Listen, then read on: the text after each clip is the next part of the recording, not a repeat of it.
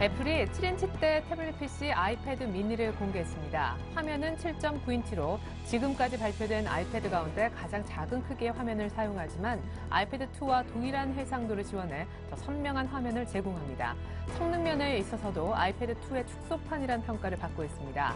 4세대 아이패드는 LTE 주파수를 확장해 SK텔레콤과 KT에서도 서비스될 전망입니다. 미국 최대 화학회사인 듀퐁이 지난 분기 주당 32센트의 순이익을 기록해 업계 예상 주당 순이익 47센트를 하회하는 실적을 냈습니다. 여기에 올해 주당 순이익 전망 또한 7월 전망치보다 1달러가량 하향 조정했습니다. 한편 미국의 블루칩인 3M도 지난 분기 순이익은 예상에 부합했지만 연간 순이익 전망을 낮추면서 투자 심리를 위축시키는 데 일조했습니다. 중국의 제조업 경기를 보여준다는 HSBC 제조업 PMI 잠정치가 이번 달 소폭 개선돼 전달 47.9에서 소폭 오른 49.1을 기록했습니다. 10월 PMI는 2달 연속 상승하며 7월 이후 석 달 만에 최고치를 기록했습니다. 하지만 12개월 연속 기준점인 50을 밑돌아 제조업 경기는 여전히 위축 국면임을 확인시켜줬습니다. SK하이닉스가 PC용 D램의 업황 침체에 막혀 3분기 영업이익이 적자로 전환됐음에도 불구하고 예상보다는 선전했다는 평가에 주가가 강세를 띠고 있습니다. 3분기 영업 손실은 총 150억 원을 기록해 당초 전망치였던 420억 내지 450억 원 적자보단 손실폭이 적었습니다. 안녕하십니까. 오늘장 내일장의 최리나입니다. 오늘 시장 키워드는 한 세 가지 정도로 요약해 볼 수 있을 것 같습니다. 코스피가 2달 만에 1,900을 깰 것인가 여부이고요. 두 번째는 나흘째 팔고 있는 외국인인데 외국인들 중심으로 한 수급이 개선될 수 있을 것인가 여부입니다. 오늘 11시 정도 기준으로 했을 때 외국인들이 2천억 정도 순매도 했었는데요. 지금 약간 2시 정도 막 넘어서고 있는데 3,500억 가까이 순매도합니다. 매도 폭이 조금 강도가 세다라는 느낌이 들고요. 무엇보다 실적에 민감하게 움직이는 주가들이 늘어나고 있습니다. SK하이닉스, LG전자 등은 실적에 힘입어 강세를 띠고 있지만 실적이 안 좋을 거다. 미리 빠지는 기아차는 주가가 엉망이 되었고요. 호남석유의 경우에는 3분기 실적뿐만 아니라 향후 4분기 실적에 대한 어두운 그림자까지 그리우면서 6% 넘게 빠지고 있습니다. 먼저 코스피 쪽 시황부터 체크해드립니다. 네, 코스피는 현재 1917선 정도의 움직임인데요. 조금 전에 1920까지도 낙폭을 많이 줄인 바 있습니다. 자, 개장 초반 한때 쏙 빠진 부분 보이시죠? 이때가 이제 1901선 정도였었는데요. 외국인들이 초반부터 매도 강도를 높였기 때문이고 현재는 기관 중심한 개인의 저가 매수까지 붙으면서 낙폭은 좀 10포인트가량으로 좁혀놓은 상황입니다. 자, 이번에 코스닥 쪽으로 가보죠. 코스닥은 오늘 나흘 만에 조금 꺾이는 그런 모양새인데 외국인 중심으로 한 기관의 쌍끌이 매수에도 불구하고 오늘 1포인트가량 빠집니다. 하지만 대파락했던 출발 시초가보다는 코스피만큼이나 일단 양봉으로 낙폭은 역시 줄이고 있는 상황이 되겠습니다. 이번엔 원달러 환율의 흐름을 좀 볼까요? 자, 일단 오늘까지 이틀 연속 오르나 했었는데요. 스페인의 한 지방정부 5곳이 무디스에서 신용등급이 강등당했다. 안 좋은 이슈가 있었잖아요. 하지만 오늘 장중에 다시 한번 반락하면서 1,100원대 초반으로 들어가고 있네요. 네, 중국 제조업 경기 12개월 내 위축 국면 지속이라는 이런 지표도 나왔었는데 그럼에도 불구하고 중국 상해종합지수라든가 일본 니케이도 역시 개장 초반보다는 낙폭이 많이 줄어서 상승불까지 켜놓고 있습니다. 먼저 오늘장 내일장 일부에서 준비한 소식을 보여드립니다. 애널리스트에게 듣는다. 대신증권의 최재식 팀장님에게 먼저 들어보겠습니다. 추세 꺾인 글로벌 증시, 중기 자산시장 전략은 지금의 실적 호전주에 관심 둬야 할 때일까요? 중기와 단기 전략 모두 세워보겠습니다. 계속해서 알바트로스 투자자문 신승현 대표님 만나볼 텐데요. 대선과 정권 교체 등 미국과 중국의 정치적 불확실성이 대두된 시점입니다. 관련 업종별 대응책 세워보겠습니다. 이어서 BDI가 상승세를 띠고 있는데 경기 턴어라운드 의미일까요? 단순한 성수기 효과일까요? 해운주 대응법도 확인해보겠습니다. 주간 5% 이상 수익 낼 수 있는 공략 종목 선진이라고 합니다. 아이러브스탁의 전진우 팀장님의 설명 요청 드려볼게요. 끝으로 텐스탁의 이광호 팀장님 만나서는 글로벌 불확실성 해소 시 수급이 개선될 수 있는지, 개별 종목 장세가 지속된다면 대형주는 언제쯤 갈지 알아보겠습니다. 현재 포테 디스텍 시스템과 동아원 등을 보유하고 계시는데요. 포트에 들어있는 종목별 AS도 꼼꼼하게 챙겨볼게요. 다행입니다. 코스피가 일단 1,900을 깨나 했었는데 개장 초반보다는 많이 올라와 있습니다. 대신증권으로 가보죠. 최재식 팀장님부터 불러보겠습니다. 안녕하세요. 네, 안녕하십니까? 네, 계속되는 미국 기업들의 어닝 쇼크 때문에 오늘 1,900 위협받았다가 많이 좀 그래도 낙폭을 줄였군요. 네, 오늘 뭐 아침보다 낙폭이 줄긴 했습니다. 하지만 뭐 시간이 갈수록 외국인의 순매도 금액은 더 늘어나서 3,500억 원에 가깝게 됐고요. 뭐 오늘 그 IT에서 이제 SK 하이닉스가 예상보다 적은 영업 적자가 나오면서 상대적으로 좀 강세를 보여주고 있습니다. 예, 그래요. LG전자 쪽도 이제 드디어 한 2% 정도 상승세가 호실적 바탕으로 나오고 있는 것 같습니다. 무엇보다 우리를 개파락으로 이렇게 뚝 1900까지 위협시켰던 새벽 글로벌 증시에서 무슨 일이 있었는지를 좀 알 필요가 있을 것 같습니다. 일단 주요 기업들의 일단 어닝 쇼크 정도는 우리 시청자분들도 대충은 알고 계실 것 같고요. 기술적으로 얼마나 안 좋아졌는지요, 글로벌 증시들이. 네, 일단 뭐 다양한 뉴스가 있었는데 결과론적으로 이제 특징이 한 6가지 정리할 수 있습니다. 독일 닥스 증시 같은 경우에는 박스권 상단에서 오히려 막힌 후에 다시 하단을 위협하게 되는 양상으로 떨어졌고요. 다우지수와 S&P 500 지수는 주요 분기점인 13,000과 1,400선에 거의 임박한 상태가 되었습니다. 그러니까 S&P 500 지수는 뭐 올해 6월 초 이후에 전개된 상승 추세선을 하향 돌파하면서 마감을 했습니다. 그리고 미국 달러 지수는 박스권 상단인 80선을 소폭 상회했습니다. 그리고 오늘 주식에 이어서 각종 상품, 뭐 원자재라든지 뭐 원유라든지 금이라든지 이런 상품도 하락에 동조화되는 모습을 나타냈습니다. 그리고 빕스 변동성 지수는 최근 박스권 상단을 상향 돌파하면서 중요한 특징을 만들었습니다. 예. 그렇군요. 이제 잘 가던, 그리고 우리보다 좀 강하다 했었는데, 뭐, 다우도 이제 확실히 61선을 좀, 크게 깬 모습입니다. 소위 이제 좀 잘 가던 그런 상승 쪽의 추세가 글로벌 증시에서도 좀 아니다 하는 신호가 뭐, 달러와 가치라든가 상품 시장을 통해서도 드러난다는 얘기신데요. 그러면은 주식으로 돈 벌기는 당분간 좀 힘들까요? 중기 자산운용 전략을 좀 부탁드릴게요. 예, 일단은 오늘 뭐 주식에 이어서 각종 상품마저 이제 동조화되는 모습이 나타나는 것은 상당히 우려가 됩니다. 오늘 네. 증시가 낙폭을 줄이긴 했지만 외국인들의 매도도 최근 새보다 더 많이 확대되고 있는 점도 의미가 되는 것 같고요. 저는 그래서 중기적인 자산시장 전략 자체로는 계속 반등시마다 고위험 자산을 줄여가는 하는 전략이 맞지 않나 생각하고 있습니다. 그래서 고위험 자산은 줄이고 중저위험 자산과 안전자산 늘리기 전략이게 되는데요. 예를 들어서 올해 5월 달에 다우지수 코스피가 6, 7% 올간 하락했을 때 일부 뭐 해외 채권 펀드 같은 경우는 0.6% 하락하는데 그쳤습니다. 상대적으로 주식형보다 나은 자산 배분이 대상이 될 수 있는 스타일이 할 수 있겠고요. 뭐 고위험 자산을 줄이지 못하는 상황에 따르면 뭐 레버리지 ETF보다는 인버스 ETF라든지 채권 ETF, 달러 선물 ETF 이런 등으로 변동성을 해지할 필요가 있겠습니다. 그리고 뭐 주식 같은 경우는 외국인들의 현물 순매도와 향후 프로그램 매도에 자극되는 대형주는 상대적으로 불리할 수가 있습니다. 그래서 또 그리고 뭐 소재 산업재 금융 섹터 같은 경우에는 특히 은행하고 증권이 되어 있는데 이들 섹터보다는 좋은 뭐 소비 브랜드 기를 갖고 있는 그런 기업이 좀 좋지 않나 싶습니다. 뭐 물론 과열 부담은 있지만 계속되는 경제 둔화와 기업 실적 개선을 볼 때 주도주 스타일의 흐름은 유지되지 않을까 싶습니다. 예.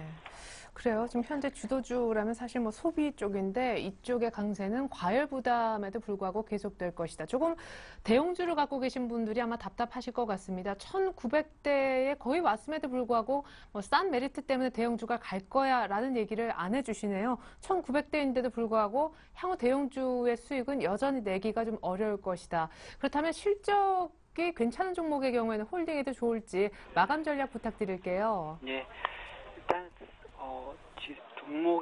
종목에 대해서 상당히 압축을 계속 해야 됩니다. 그래서 가는 종목에 가야 될 것 같고요. 섣불리 아주 장기 투자가 아닌 이상 미리 소외주한테 저점 매수할 필요는 없다 생각이 들어요. 그래서 가고 있는 CJ, CGV라든지 일부 손보주 같은 경우 현재 음식료 중에서 롯데, 칠성 이런 종목에 대해서 이제 좀 상대적으로 경제 불황에 좀 덜 영향을 받는 쪽으로 계속 봐야 되지 않을까 싶고요.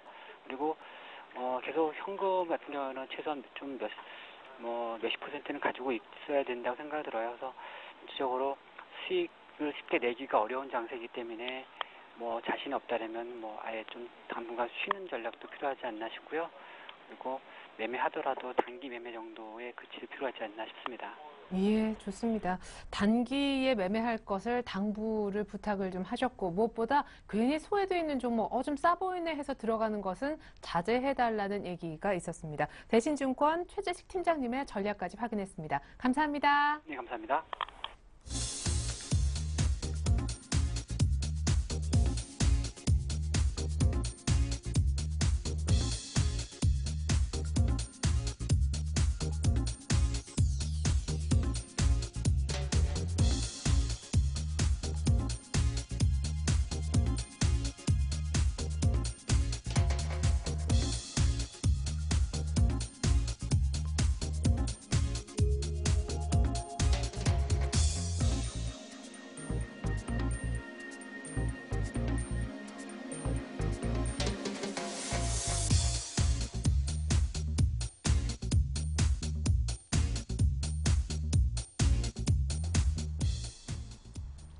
네, 오늘 굉장히 극명한 다양한 의견들이 있었던 것 같습니다. 자동차주, 조선주 지금 새롭게 들어가지 말자라는 의견도 있었고 신고가 내는 종목들 빨리빨리 트레이딩해서 수익 내면 팔아버리자라는 의견도 있었으며 제약주에 대한 신규 관심을 요청하신 분도 계십니다만 오늘은 단기 성장주에 관심 갖자 알바트로스 투자자문사 신승용 대표님 만나보도록 할게요.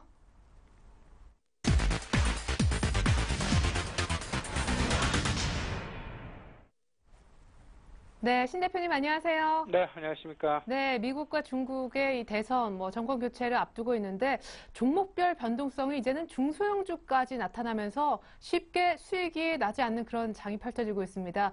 투자 전략도 다들 다른 얘기를 좀 하시는 것 같은데요. 어느 쪽으로 봐야 됩니까? 지금 시장의 이슈는 역시 실적, 경기 여전히 이쪽인 것 같은데요. 예, 일단 시장의 무게중심 실적과 말씀하셨던 대로 전반적인 경기 시장 누르고 있는 것이 사실입니다. 하지만 지금 현재 오히려 가장 크게 시장을 누르고 있는 것이 무엇이냐라고 딱 뽑아보라면 두 가지로 요약이 되지 않을까 이렇게 생각이 되는데요. 얼마 전에 발표했던 중국의 3분기 GDP 부분 실질적으로 의문감이 많이 제기가 되고 있다라는 그런 얘기들이 많이 나오고 있죠. 실질적인 정권 이양 11월 9일에 정권 이양을 앞두고 조금 보내는 사람들의 마음을 편안하게 해주기 위해서 7%가 안 될 가능성도 있었음에도 불구하고 7.4% 시장 기대치에 부합하는 어떤 GDP 성장률 전망치를 발표했다라는 점 좀 생각을 해볼 필요가 있지 않나 이렇게 생각이 됩니다. 시장을 누르고 있는 가장 큰 것 두 가지 아까부터 말씀을 드리고 싶은 것은요. 첫 번째는 중국에 대한 불안감 지속되고 있다라는 것이고요. 더 나아가서 지금 현재 미국의 대통령 선거가 11월 6일로 예정이 되어 있습니다. 다다음 주 화요일이 되겠는데요. 11월 6일로 예정이 되어 있는 미국의 대통령 선거 과연 오바마가 될 것이냐, 롬니가 될 것이냐에 따라서 지금 현재 시장 내 각 수혜 업종이 극명하게 갈릴 가능성이 높다라는 쪽에 좀 주목을 하실 필요가 있어 보입니다. 지금 현재 오바마가 계속해서 정권을 이어가게 된다면 계속해서 이때까지 시장에서 관심을 받아왔던 IT와 헬스케어주에 대한 지속적인 상승, 관심 부분 좀 예상이 되고 있고요. 오히려 롬니가 당선이 된다 하면 금융주 그리고 자동차주 그다음에 에너지 관련주에 대한 관심이 오히려 시장 내에서 부각되지 않을까 이렇게 생각이 됩니다. 따라서 극명하게 갈리고 있는 두 대선 주자의 어떤 행보 부분 하지만 시장 내에서 지금 점쳐지는 부분은 박빙이라는 얘기들 많이 나오고 있죠. 따라서 시장 내 글로벌 투자자들 지금 어느 쪽으로도 베팅을 하기가 어려운 그런 상황이라는 것 따라서 지금 현재 투자 심리 위축 내지는 거래 규모의 위축 부분 어찌 보면 미국의 대선과도 상당 부분 맞물려 있는 상황이다라고 좀 보셔야 되겠습니다. 따라서 지금 현재 상황은 오히려 대형주에 대한 관심 이런 쪽을 턴어라운드 부분 계속해서 관심을 가지시기보다는요 오히려 당분간 한 1, 2주일 정도 지금 현재 횡보 장세가 이어진다라는 그런 전제 하에서 오히려 중소형주로 어떤 관심의 폭을 좁혀가는 것이 바람직하지 않나 이런 생각입니다. 네, 미국 대선 앞두고 시장이 크게 가기 어렵기 때문에 때문에 횡보 구간에서는 여전히 중소형주 쪽의 수익률을 조금 높여볼 여지가 높다라는 얘기 들어봤습니다. 미국도 뭐 대선이 있지만 이제 미국 대선 치르고 나서 한 3일 정도 후인가요? 중국의 정권 교체도 지금 예정이 돼 있는데 아까 이제 어거지로 좋게 보이게 좀 조작했다라는 얘기를 해주셨잖아요. 3분기 GDP 성장률. 오늘 보니까 HSBC 10월 PMI 잠정치 나왔던데 전달보다 조금 좋아지고 여전히 경기 위축 국면이다라는 얘기가 있더라고요. 중국에 관련된 이제 전통적인 섹터들은 어떻게 하면 좋을까요? 네, 우리 좀 뭐 최열이나 앵커 좀 명확하게 좀 말씀을 해주신 것 같은데 뭐 HSBC 속보치죠. 네. 실질적으로 그 제조업 지수 50포인트 밑으로 지금 하회하고 있는 부분이 지속되고 있다라고 경기 위축 국면이 지속되고 있다라고 보셔야 되겠습니다. 그 지금 오히려 시장 내에서 좀 관심을 가지고 좀 지켜봐야 될 부분은요. 지금 현재 실질적으로 정권 이양이 된 이후 과연 이제 그 12월에 있을 경제 공작 회의에서 어떤 얘기가 나올 것이냐. 따라서 12월 이전에는 중국에서의 공격적인 경기 부양책 부분은 좀 기대하기가 어렵지 않을까 이렇게 생각이 되고요. 따라서 좀 간단하게 말씀을 드리면 중국 관련주, 중국향 관련 종목들은 조금 좀 멀리 하시는 게 당분간은 바람직한 전략이다라고 말씀을 좀 드리겠습니다. 대신에 지금 현재 그 확인할 부분이 있겠죠. 미국에서는 주택을 중심으로 해서 계속 그 소비를 진작하려는 그런 노력, 움직임 나오고 있습니다. 하지만 최근에 나오고 있는 미국의 경제 지표들 다소간의 혼조 양상 나오고 있죠. 아직까지는 QE3에 대한 효과를 명확하게 지금 우리가 실질적으로 그 뭐 체감하기는 어려운 그런 상황일 것 같고요. 4분기 그리고 내년 1분기 정도로 사람들이 많이 얘기를 하고 있는데 제가 개인적인 관점에서 바라보는 부분은 이번 다가오는 크리스마스 시즌에 과연 미국의 소비가 얼마나 살아날 것이냐에 우리 시청자 여러분 촉각을 곤두세우시고 지켜보셔야 되겠다. 따라서 지금 현재 중국도 그렇고요. 미국도 그렇고요. 아직은 지켜볼 부분이 많다라는 것 좀 생각을 하셔야 되겠습니다. 예, Q3 효과가 아직은이라고 하셨었는데 최근 BDI 지수라는 것이 좀 오르고 있어서 이게 이제 경기가 살아나는 징조가 아닌가, 당장 해운주에 뭔가 어떤 좋은 모멘텀이 아닌가 이렇게까지 연결시켜서 생각하신 분들이 있는 것 같은데 어떤 의견이십니까, 우리 신 대표님은요? 예, 제가 이제 한두 달 전부터 계속해서 이제 그 BDI 지수 뭐 해운업의 최대 호황기는 어쨌든 그 3분기가 될 것이다라고 말씀을 오래전부터 드린 바가 있었습니다. 네. 그런 부분들이 지금 현재 그 BDI라는 그 지수로 해운업 운임 지수로 지금 나타나고 있는 듯한데 하지만 시장의 분위기 그리고 시장의 반응은 다소간 좀 냉담하다라는 그런 생각 많이 듭니다. 뭐 오늘 시장에서도 그대로 나타나고 지금 현재 뭐 화면으로 나가고 있지만요. 뭐 해운주, 한진해운이랄지 뭐 현대상선이랄지 뭐 이런 부분들 다들 뭐 주가가 그렇게 크게 어떤 그 BDI 지수의 상승에 부응하는 그런 주가 상황 나타나고 있지 않은 그런 모습입니다. 이 내용 좀 들여다 보면요. 어쨌든 물량이나 뭐 물류량은 증가할 것이 확실은 하지만 이 부분을 좀 계절적인 성수기에 국한해서 좀 해석을 하려는 노력이 보인다. 따라서 제가 아까도 말씀을 드렸지만 12월 그리고 내년 1월에 과연 연말 연초 시장 내 소비 활성화와 맞물리는 그런 운임의 어떤 그 개선 부분 나타나는지 그때를 좀 노려보시는 게 좋지 않을까. 따라서 지금 현재는 일단은 계절적인 성수기 관점에서 조금 좀 과거향으로 보시는 게 좋겠습니다. 예, 그렇군요. 아직 이걸 뭐 경기가 터냈기 때문에 BDI가 오르는 여기까지 연결시는 것은 무리가 있다. 조금 이른 판단이다. 이런 얘기셨습니다. 그러니까 결국 중국향 전통적인 소재 이런 섹터는 아직은 좀 멀리 해야 되고 아까 말씀하신 대로 미국 대선에서 누가 당선되느냐에 따라서 이제 볼 수 있는 업종도 조금 차별화가 이루어질 것 같은데 현재 국면에서는 어떻게 포트를 짜면 좋을지 오늘 기아차 이렇게 빠지는 거 보니까 뭐 롬니가 되든 누가 되든 간에 일단 갖고 계신 분들은 거의 투매까지 하시는 것 같거든요. 업종 공개 부탁드릴게요. 예, 제가 뭐 개인적으로 생각하는 부분은 아직도 그대로 좀 변함이 없습니다. 일단 IT 기본적으로 갖고 가셔야 될 것 같고요.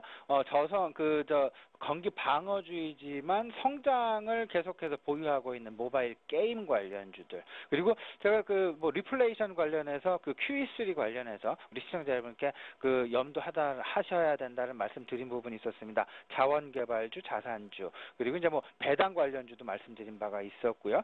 특히 최근 들어서는 이제 그 결국은 뭐 개인적인 판단으로는 내수주에 대한 생각은 사실은 뭐 그렇게 큰 부분은 아닙니다만 지금 현재 시장 상황, 시장의 성격을 봤을 때 내수주 뭐 10% 정도 끌고 가셔도 뭐 바람직하지 않나 이런 마음에서 내수주는 포함하고 있습니다. 예, 내수주의 큰 비중까지는 아니지만 시장 트렌드를 읽어준다라는 의미의 포트 편입이 한 10% 정도 돼 있는 그런 모습인데요.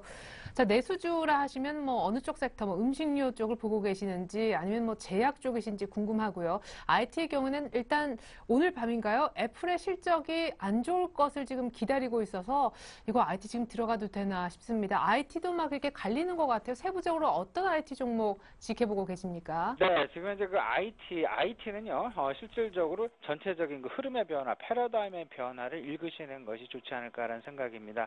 저는 특히나 그 신제품 출시 모멘텀을 우리 시청자 여러분께 좀 말씀을 드리고 싶은데요.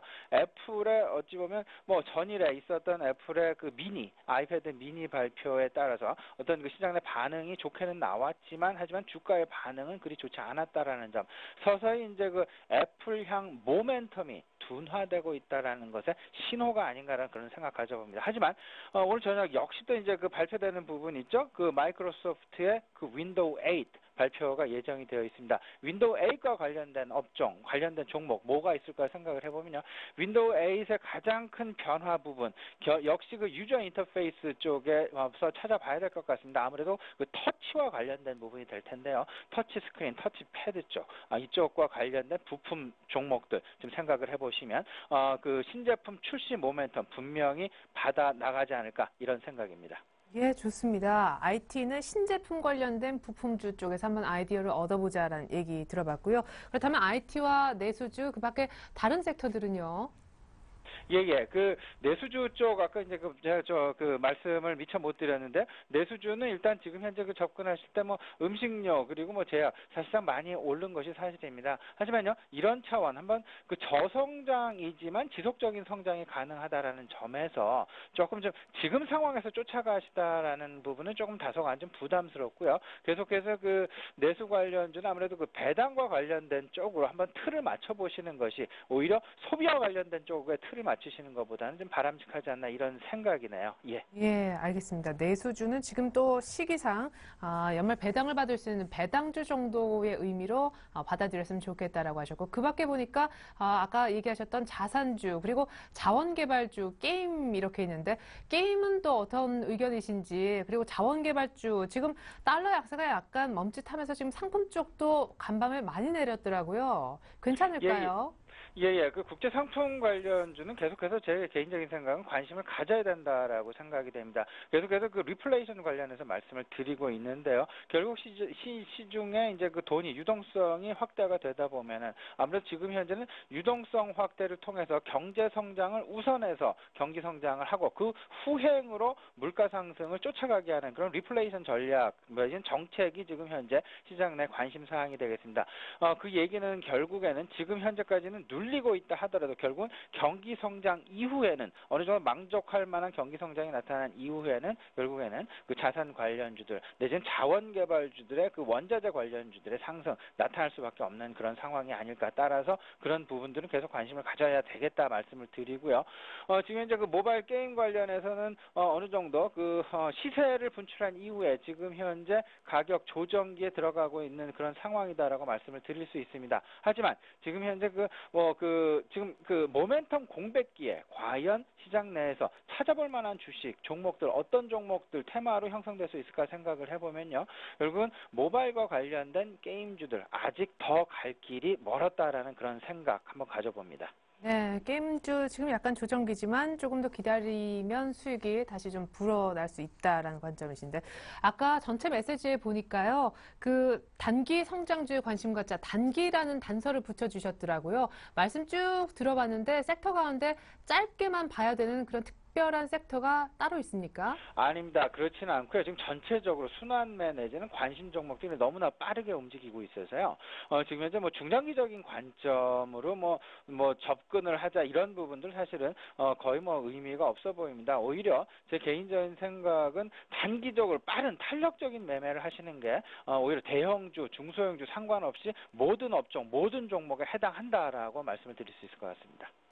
저도 역시 단기 강조 얘기를 들어봤었는데 역시 같은 의견이시군요. IT, 게임주, 자원개발주, 자산주 그리고 배당주에 관심 갖지 않은 의견까지 감사합니다. 알바트로스 투자자문사 신승용 대표님과 함께했습니다. 전략 잘 들었습니다. 네, 감사합니다.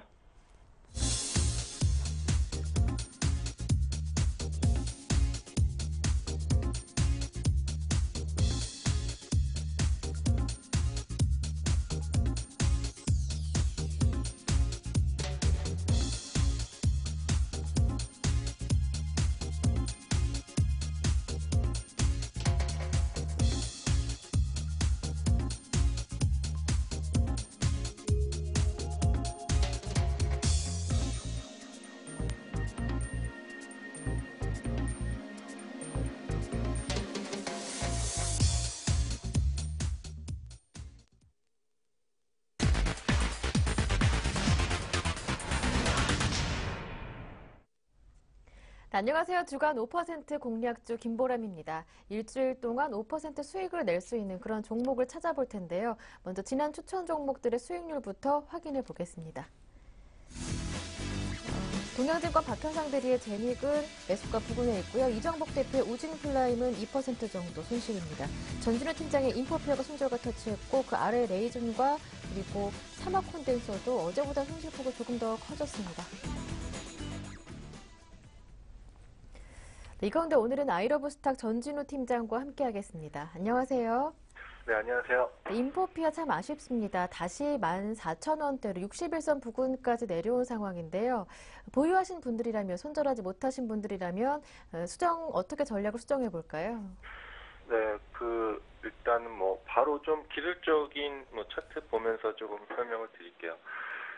지난주에 15,500원에서 한 18,000원 이렇게 박스권 움직임을 보고요.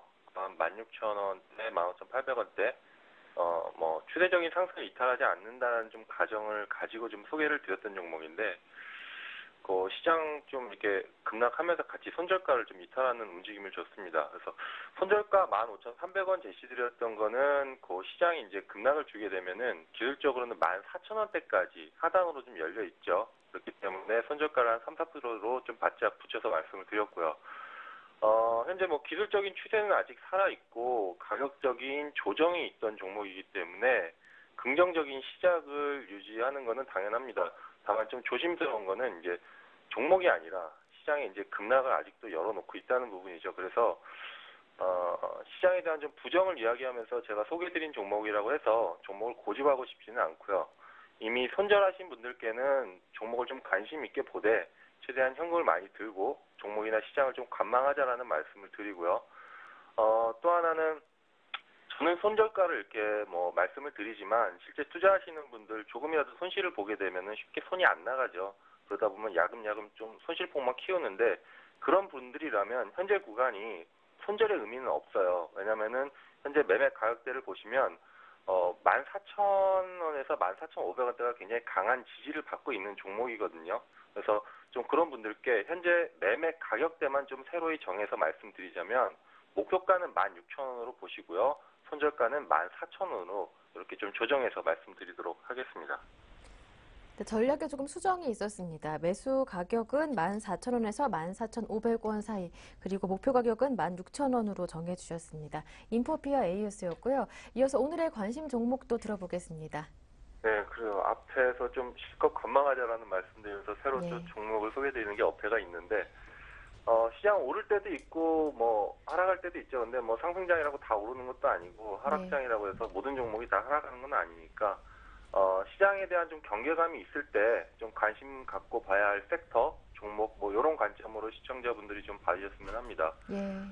대표적인 경기 방어주죠. 식품 관련 업종인 선진을 좀 오늘은 소개를 드릴게요. 그래서 회사는 대표적으로 매출의 60% 가까이를 배합사료 부분에서 동물 사료 부분에서 차지를 하고 있고요. 현재 시장 점유율 한 10% 정도의 선진푸크라는 본육 브랜드 업체를 가지고 있는 축산 전문 기업입니다. 종목 역시 지금 시장이 종목에 대한 어떤 좋고 나쁨보다도 바로 좀 기술적인 움직임이나 수급상이 중요하다 보니까 기술적 움직임 바로 보면서 말씀드리면요. 이번 주 시장 급락에 전혀 영향이 없이 조금은 올라주는 종목입니다. 그래서 오히려 시장이 급락할 때마다 오늘 같은 경우도 그렇고 오히려 시장 급락할 때마다 수급을 중심으로 굉장히 상승을 주는 모습인데요. 움직임은 이렇게 볼게요. 기관 중심으로 상승 추세에 있는 종목으로 보고요. 매일 오르는 건 아니니까 계단식 상승의 구간에서 10,000원, 11,200원, 12,500원대의 어떤 상승 패턴을 이용한 매매.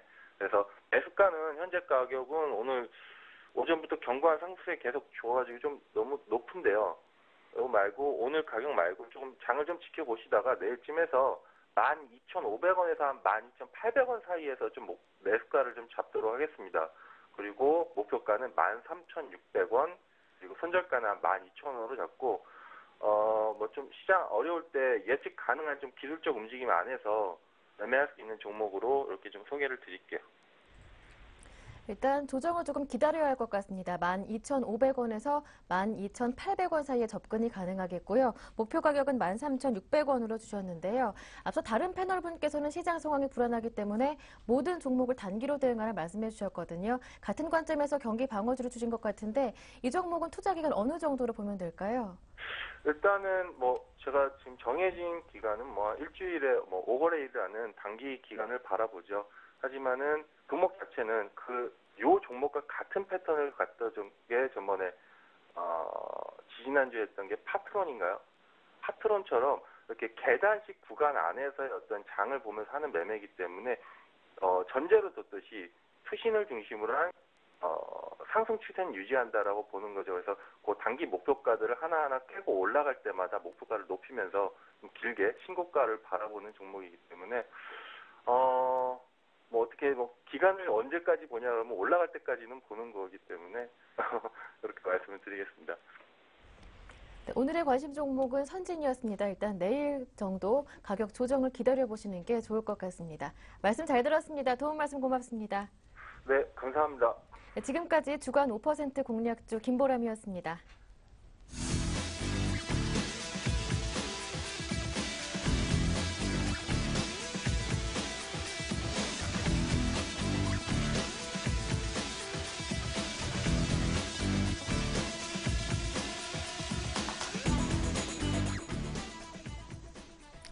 네, 지금 시각이 2시 31분 막 찍고 있는데요. 기관이 2천억 넘게 순매수해줍니다마는 업종별로 보면은 운수장비 업종을 1,600억 이상 그야말로 그냥 매물을 내어놓고 있습니다. 현대차, 기아차, 현대모비스 아무도 이제 얘기하지 않을 정도로 급락해서요. 4%대 기아차, 현대모비스 들어가는 모습입니다.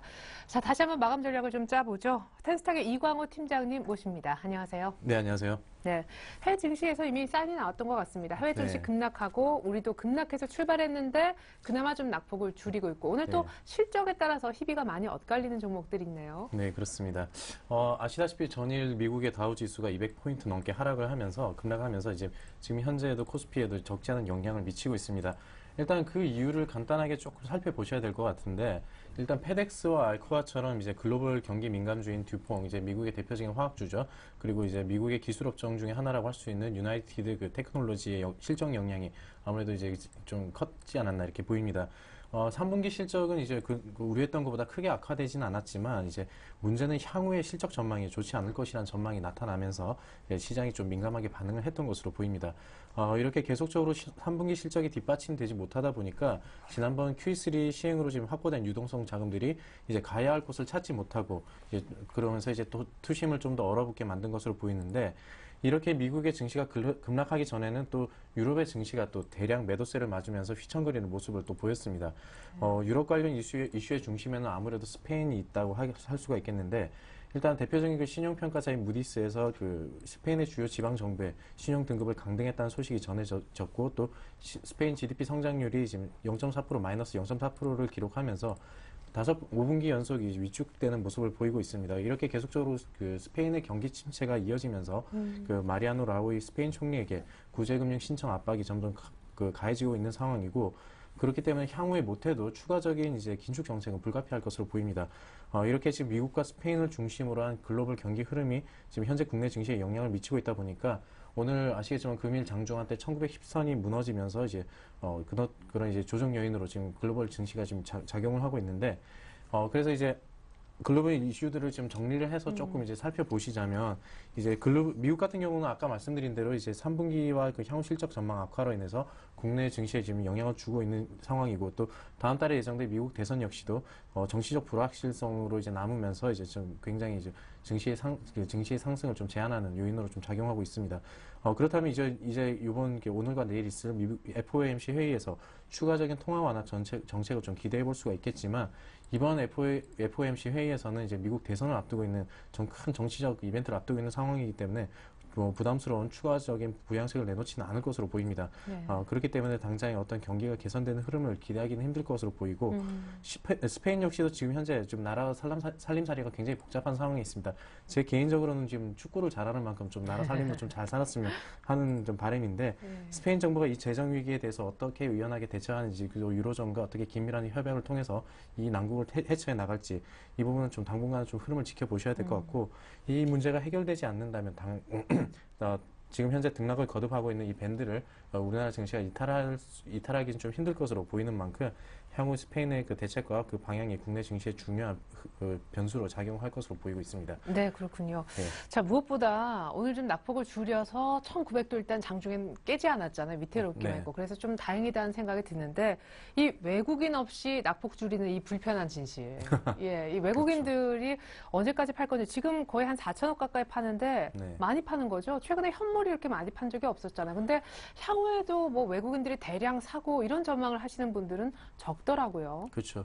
지금 외국인의 투심이 최근 들어서 좀 급격하게 안 좋아지는 모습을 지금 보이고 있습니다. 뭐 여러 가지 요인이 있겠지만 간단하게 좀 이제 보자면은 일단 이제 FOMC 회의를 앞두고 있기 때문에 이제 금융거래세 기인한 외국계 기관과 메이저들의 이제 단기 대응이 있을 수도 있겠고 또 이제 글로벌 경기 흐름, 이제 자기 나라 살림살이가 좋지 않다 보니까 이제 자본을 빼갈 수밖에 없는 그런 이제 내부 속사 정도 있는 것으로 보입니다.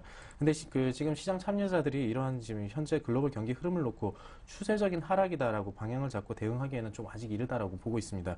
물론 이제 변동성이 큰 상황이고 지금 외국인 투심이 최근 들어 안 좋긴 하지만은 이걸 가지고 추세의 하락으로 판단해서 공격적인 매도로 대응하는 것은 좀 자제를 하셔야 될 것 같고 또 그리고 최근 원달러 환율이 하락함으로 인해서 외국인들의 원화 자산에 대한 이제 차익 실현 압력이 조금 높아진 상황입니다. 그래서 외국인들이 비차익 거래를 순매도하면서 또 그리고 지금 오늘 같은 경우는 현물 시장에서도 매도세를 강하게 나타내면서 지금 자금 이탈하려는 조짐이 보이는 만큼 당분간은 외국인 수급을 기대를 하는 것은 조금 국내 증시에 긍정적으로 작용하기는 어려울 것으로 판단되고 하지만은 이제 앞으로는 이제 미국과 유럽, 중국과 관련된 불확실 요인들이 점차 해소가 되면서 외국인 수급 상황도 좀 개선되지 않을까 이렇게 좀 조심스럽게 예상을 해보겠습니다. 현재 외국인의 매도 부분은 기본적으로 해외 증시 쪽이 불안정한 상태에서 나오는 이제 일시적인 모습일 수밖에 없기 때문에 이러한 해외 불확실성이 점차 해소가 된다면 또 수급 역시 개선되지 않을까 생각되어지고 또 이번 주 중에 미국 FOMC 회의 결과와 미국 애플의 실적이 또 증시에 긍정적인 변곡점을 만들어 줄 수도 있다는 점을 좀 감안을 하셔야 될 것 같습니다. 그리고 다음 주로 또 넘어간다면 미국 대선과 중국 정권 교체에 대한 좀 정치적 불확실성이 좀 남아 있는데 이 부분이 상당 부분 줄어들기 때문에 외국인의 동향에도 변화가 좀 생길 것으로 보이는 만큼 지금 현재 시장 상황을 또 지나치게 비관적으로 보실 필요는 없을 것으로 생각되고 있습니다. 예, 그러니까 외국인들이 아직 뭐 요거 갖고 셀 코리아냐 뭐 이렇게까지는 얘기할 필요 없겠지만 조금 더 지켜보자라고 외국인 수급에 대한 얘기를 네. 하셨습니다. 근데 이제 뭐 변곡점이 될 수 있는 게 애플의 실적이고 FOMC 네. 회의가 될 수 있다고 하셨지만 그 변곡점이 아래쪽으로 작용을 해서 사실 애플 실적에 대한 좀 안 좋은 예상치가 이미 그렇죠. 나와 있고 FOMC도 이번에 뭐 별거 없을 거다 대선 앞두고 그렇기 때문에 오늘 1900 뭐 한 10선 정도에서 마무리됐다고 칩시다. 네. 내일 1900이 깨질 수 있는지 또 깨져도 크게 우려해야 하는지. 네. 지금 1900선에서의 지금 지지력 테스트가 굉장히 중요한 시점이라고 할 수가 있겠는데 지금 현재 코스피가 지금 깜깜한 박스권 흐름을 벗어나지 못하고 있는 이유는 상승에 대한 기대도 없지만은 그렇다고 해서 이제 추세적인 하락을 가져올 만한 리스크로 이제 중대한 리스크로 작용할 만한 요인도 역시 없기 때문에 지금 또 이제 물론 이제 애플의 실적과 이제 FOMC 회의 결과가 이제 변곡점이 될 수 있다고 말씀을 드렸지만 이 부분이 저는 상승의 변곡점으로 작용할 것으로 이제 좀 판단을 하고 있고 이미 좀 기대가 낮아서 네, 예. 이미 시장 기대치가 충분히 낮아진 만큼 이제 더 이상 이제 실망하는 이런 매물이 좀 이탈하는 그런 일은 없을 것으로 보고 있습니다. 그리고 이제 물론 최근 낙폭이 또 증시가 커서 이제 밸류에이션 매력이 크지만은 대외 경기 여건 및 실적 시즌 분위기를 감안했을 때 지금 섣부르게 또 접근을 한다는 것도 좀 무리이지 않나 이렇게 판단이 됩니다. 그래서 지금 최근 장세에서 나타나듯이 좀 마치 시장에 참여를 하실 때 시가총액별 그리고 업종별의 차별화는 당분간 계속 지속을 하셔서 이렇게 접근을 하셔야 될 것 같고 그렇다면 이제 종목 이제 어떤 지수에 베팅을 하시는 것보다 종목 승부에 초점을 맞추는 것이 좋을 것으로 보입니다.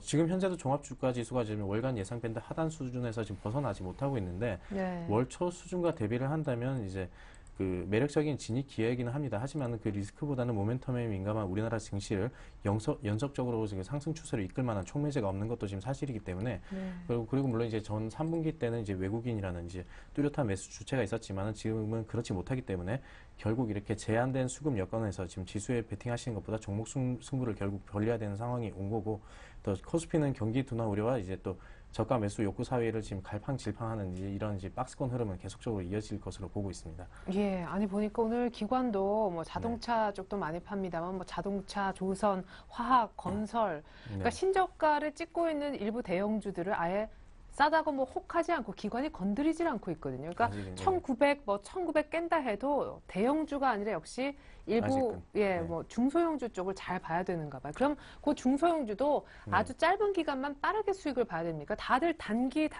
얘기를 오늘 계속 하셨어요. 단기로 저희가 지금 말씀을 드릴 수밖에 없는 게 최근 들어서 중소형주의 강세가 지금 뚜렷하게 나타나면서 굉장히 대형주와는 차별화된 움직임을 많이 나타냈었습니다. 그러다 보니까 가격적인 부분에서 메리트가 상당 부분 이제 사라진 것은 사실입니다. 그렇다고 해서 지금 대형주를 매수를 하자니 또 이제 대형주에 대한 이제 불확실성이 지금 상승에 대한 이제 베팅을 할 수가 없는 상황이기 때문에 예, 중소형주 중에서 그리고 이제 그동안 이제 상승하지 못한 쉽게 얘기해서 이제 저평가된 그런 IT 관련 중소형주를 조금 매입을 하신다면은 좀 좋은 수익을 거둘 수 있지 않을까. 근데 그건 역시도 좀 찾기가 쉽지 않은 게 사실입니다. 경기 방어주 같은 성격의 이제 강력한 매수력을 나타내는 듯 보였지만은 경기 민감주의 탄력은 지금 여전히 좀 크게 좀 떨어지고 있는 상황이 있고 그리고 이제 최근 지수 상승에 대한 불확실성이 반영이 되면서 경기 방어 업종과 경기 민감 업종 간의 수익률 격차가 지금 극대화되고 있는데 지난 4주간 수익률 상위 업종을 조금 살펴보시자면 손해보험 쪽과 그 유틸리티 업종 그리고 음식료과 통신 등의 전형적인 경기 방어 업종들이 지금 그 수익률 상위권을 차지하고 있습니다. 이러한 지금 현재의 경기 흐름이 개선되기 전까지는 이러한 경기 방어 업종의 강세 흐름은 어쩔 수 없이 이어질 수밖에 없다고 판단되고 있고 또 최근 들어서 지금 오늘도 말씀이 많이 나왔을 겁니다. 내수주 흐름, 굉장히 좋은 흐름 나타내고 있는데 내수주 같은 경우는 이제 미래 경기에 대한 불투명성에 좀 대비하는 경기 방어적 성격도 있지만은 또 요즘 같은 저성장 국면에서 또 이게 안정성이 어느 정도 돋보이기 때문에 또 그리고 환율 하락의 수혜가 예상된다는 점에서도 투자 매력도가 있어 보입니다. 그래서 단기적으로는 내수주, 제가 업종을 굳이 꼽아드리자면 음식료과 통신 업종들이 좀 단기간에는 좀 좋은 수익을 나타낼 것으로 판단을 하고 있습니다. 그러면 시간은 많지 않은데 요거 하나만 더 여쭤볼게요. 네. 중소형주 중에 갈만한 종목을 우리 개인 투자자분들이 고르시기가 조금 어려우니까 그마저도 단기로 봐야 된다고 하시니까 말씀해 주셨던 내수주 뭐 음식료라든가 통신 쪽으로 지금 손실폭이 자꾸만 그냥 놔두면 커지는 대형주를 갈아타면 어때요? 지금 갈아타기에는 이제 기관들이 움직이지 않고 이제 시장 참여자들이 대형주를 전혀 지금 외면을 하고 있기 때문에 좀 무리해서 진입하기에는 조금 좀 무리가 있어 보이지 않나 이렇게 판단이 됩니다. 하지만 지수가 지금 1900선에서 어느 정도 지지력을 확인을 지금 해주고 있는데 그 아래로 지금 밀려서 내려올 경우에는 기관 투자자들이 대형주를 저가 매수하려는 움직임이 재개가 되면서 지금 상대적으로 중소형주에 대한 매수세가 좀 위축되면서 이제 대형주가 조금 움직임 나타날 것으로 보이고 있고 예, 그래서 이제 지금 현재 3분기 어닝 쇼크를 지나고 있는데 이 어닝 쇼크를 지나고 또 대내외적인 불확실성 요인들이 어느 정도 해소가 되면 그래서 1900 코스피 지수를 예상했을 때 1900선을 바닥을 확인하고 다시 한번 반등을 한다면 그때는 또 대형주들이 다시 한번 강세를 나타낼 수도 있다는 점에서 관심을 전혀 가지지 말라는 뜻은 아니고 관심을 갖고 보되 진입하는 시기를 조금 더 이제 타진을 해봐야 되는 그런 그 자세를 좀 유지해야 될 것 같습니다. 네, 그러니까 대형주 갖고 계시다가 나 이제 더 이상 못 견뎌 하고 던지시면 이게 이제 또 바닥이 될 수도 있겠다 뭐 이런 얘기신 것 같아요. 조금만 더 일단은 참아 보십시오. 자, 그렇다면 오늘 한 종목도 갖고 나오셨죠? 네, 오늘 제가 계속적으로 이제 IT 관련 업종들을 추천을 드리는데 오늘 제가 준비한 종목은 인프라웨어라는 종목을 준비를 해봤습니다. 네, 인프라웨어 저번에도 한번 제가 추천을 드렸던 적이 있었던 걸로 기억하는데 그때 추천드리고 그렇게 수익을 내지 못했습니다. 그 이유가 자회사 관련 조금 이제 불확실성이 좀 전해지면서 어느 정도 이제 주가의 하락을 가져왔는데 지금 디오텍이라는 자회사 관련 불확실성이 어느 정도 해소가 되면서 디오텍이 다시 한번 이제 거래가 재개가 되면서 이제 좀 인프라웨어도 상당히 긍정적인 역할을 해주고 있는 것으로 보고 있고 또 4분기에 또 견조한 실적 흐름이 계속적으로 이어질 것으로 보입니다. 그래요? 실적 중요한데 실적 좋아져요?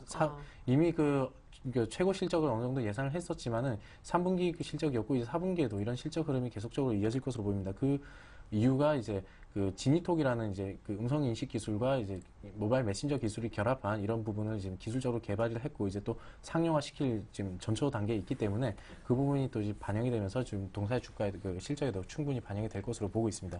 그리고 최근에 기관의 매수세가 굉장히 강하게 나타나고 있다는 점도 인프라웨어를 조금 관심 있고 봐야 되지 않나라고 판단을 해서 오늘 준비를 해봤고 제가 차트 보시면서 간단하게 말씀을 드리면은 지난 9월 초에 커다란 음봉을 한번 출현을 하면서 이때가 이제 자회사의 횡령 관련으로 이제 좀 악재가 퍼졌을 때였습니다. 네, 뭐 디오텍이 상폐될 수 있니 뭐 네. 예, 그래서 디오텍은 이미 거래에서 정지가 됐다 재개가 됐고 예. 그때 이제 바닥을 다지면서 다시 한번 이제 좀 바닥을 다지는 과정을 거쳤는데 최근 들어서 이제 상승 움직임이 뚜렷하게 나타나고 있다는 점.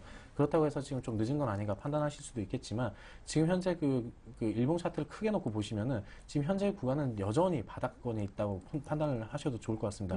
그리고 지금 최근 이평들이 단기 이평이 장기 이평 점점 이제 위로 올라서면서 정배열되고 있는 과정에 있기 때문에 상승 에너지는 충분하다라고 판단을 해서 이 종목 9,000원 아래에 매수할 수 있으면 참 좋겠지만 지금 9,000원 넘어섰기 때문에 네, 지금 오늘 금일 종가에 담으신다고 하셔도 목표가는 이제 1,500원까지 보셔도 무난할 것으로 보이고 있고 손절가는 8,000원으로 잡으셔서 이제 이 8,000원 선이 이제 장기 이평들이 어느 정도 걸려 있기 때문에 이 부분이 그 종가 기준으로 무너지고 내려온다면은 조금 이제 위험하다. 그래서 8,000원으로 그 손절가 잡아드리도록 하겠습니다. 네, 9,000원 정도 부분에서 산다 생각하시고 8,000원 손절가 10,000원 부분 정도 단기 목표가로 얘기 들어봤습니다. 네. 자, 그렇다면 우리 이광호 팀장님 IT 부품 얘기를 자꾸 한다라고 하셨는데 기존 포트에는 어떤 종목이 있었을까요? 한번 보겠습니다.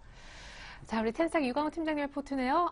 디스텍 시스템 그리고 이오테크닉스가 있었군요. 그리고 그 밖에 동아원이라는 종목도 있었습니다. 현금 45%, 종목 3가지 오늘 낮 12시 기준 수익률을 뽑아보니까 자, 디스텍 시스템은 거의 목표가에 안착하는 듯 했는데 오늘 오후장에서 한 4% 정도 매물이 좀 나오는 것 같고 동아원은 거의 익절가 정도에 있는 것 같아요. 지난주 목요일날 코스닥이 크게 흔들릴 때 같이 조금 요동이 있었습니다. 이오테크닉스는 종가상 3만 원을 깬 적은 없지만 손절가 3만 원 부분에서 조금 있다는 거 불안합니다. 하지만 다 보유네요. 빠르게 AS 들어볼게요. 네, 디스텍 시스템 최근 들어서 연기금의 그 강한 매수세가 지금 연속적으로 나와주고 있습니다. 그렇기 때문에 연기금이 산다는 것은 장기적인 방향성을 보고 사는 거기 때문에 어느 정도 상승 기대를 추가적으로 하셔도 좋을 것 같고요.